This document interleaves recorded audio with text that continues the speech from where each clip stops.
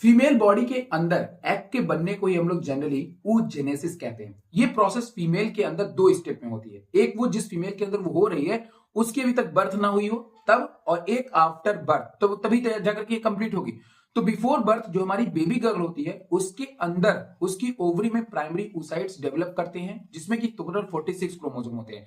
ये primary oocytes जो होते हैं वो मियोसिस फर्स्ट की जब वो प्रोफेज 1 में पहुंचते हैं तो उसी जगह जाकर के स्टॉप हो जाते हैं, पॉज जाते हैं, और जब तक उस बेबी की बर्थ नहीं होती वो पॉज होते हैं। और आफ्टर बर्थ क्या होता है, जब वो फीमेल पुबर्टी में पहुंचती है तो पुबर्टी में पहुंचने के बाद यही प्राइमरी oocytes अपने मियोसिस फर्स्ट जो प्रोफेज 1 में स्टॉप थी वो एक्टिवेट होंगी और अब उनका कन्वर्जन होगा और वो कन्वर्ट हो जाएंगी सेकेंडरी oocytes में। लेकिन जब ये सेकेंडरी oocytes में कन्वर्ट होंगी तो पता है एक सेल से दो सेल बनेगी, तो एक सेल जो होगी वो फंक्शनल होगी जिसमें 23 क्रोमोसोम होंगे, दूसरी जो सेल होगी जिसमें 23 क्रोमोसोम होंगे वो नॉन फंक्शनल होगी।